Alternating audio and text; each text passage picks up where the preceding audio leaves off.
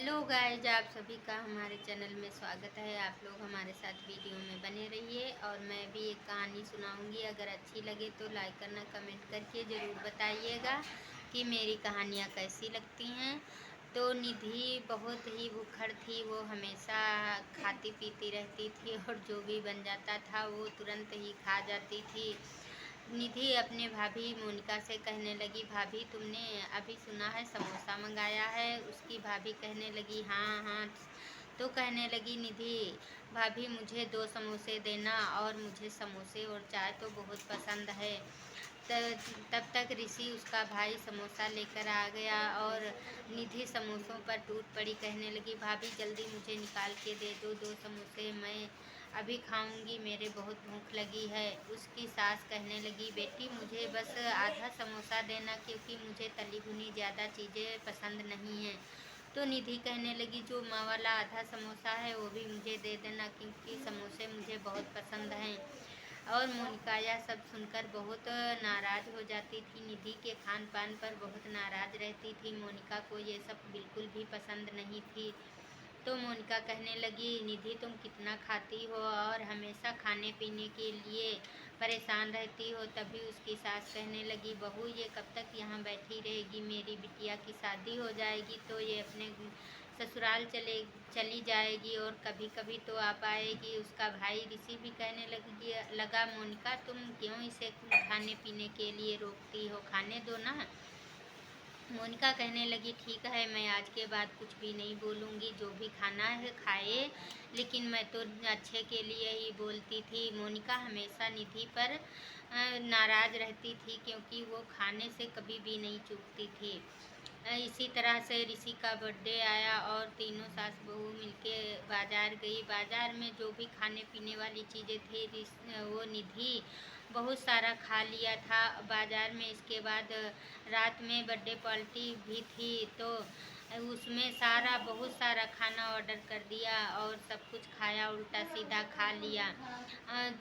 तो इसके बाद ऋषि कहने लगा, मोनिका तुमने आम डिनर में नहीं काटे थे? तो मोनिका बोली, आम खत्म हो गए हैं और तुम्हें खाना है तो ले आना। तभी ऋषि कहने लगा, अभी 5 किलो तो आम कल ही लाया था, कैसे ख़त्म हो गया? तो मोनिका कहने लगी, मैं किसी का नाम नहीं लूँगी, क्योंकि मैं कहती हूँ तो हर किसी को बुरा लगता है, इसलिए आम खत्म हो गए हैं। और सुन लीजिए, मैं उसमें से एक भी आम नहीं खाई हूँ और तुमको खाना है तो ले आना। ऋषि कहने लगा, ठीक है, मैं तुमको थोड़ी ना कह रहा हूँ, लेकिन 5 किलो आम तो एक हफ्ता तो चलना चाहिए था, हमने सोचा था। मोनिका कुछ भी नहीं बोली और कहने लगी कि तुम्हें खाना है तो ले आना। बर्थडे पार्टी में निधि ने जब उल्टा सीधा खाया तो उसका पेट खराब हो गया और उसको हॉस्पिटल ले जाया गया। हॉस्पिटल में भी डॉक्टर ने कहा कि उल्टा सीधा खान पान जो करती हो, इसी से तुम्हारा पेट खराब हुआ है और डायरिया बन गई है। बड़ी मुश्किल से निधि का पेट ठीक हुआ और वो बहुत परेशान हो चुकी थी। तभी मोनिका कहने लगी, लो डॉक्टर भी खान पान की वजह से भी बताया है बीमारी आई है, और तुम खान पान सही नहीं रखती हो। ऐसा थोड़ी ना जो भी पाया वो भर लिया उल्टा सीधा, तो किसी ना किसी दिन तो पेट खराब ही हो जाएगा। तभी उसकी सास कहने लगी, बेटी बहू तुम बहुत अच्छा बताती थी, लेकिन हम लोगों को बुरा लगता था और तुम हमेशा हम लोगों के बारे में अच्छा ही कहती थी। निधि भी अपनी भाभी की बात मान ली और कहने लगी, भाभी तुम बहुत अच्छी हो, मेरे लिए तो बहुत अच्छा सोचती थी, लेकिन हम ही ऐसी थी कि बुरा सोचती हूँ। अगर आज इस तरह से उल्टा सीधा खाना ना खाई होती तो मेरा पेट नहीं खराब होता।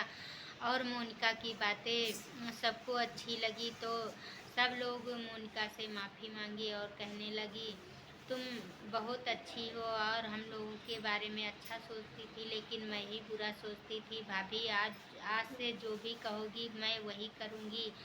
तो निधि अपनी गलतियों का एहसास किया और अपनी भाभी से माफ़ी मांगी। कहने लगी, भाभी तुम आज के बाद जो भी कहोगी वही मैं खाऊंगी।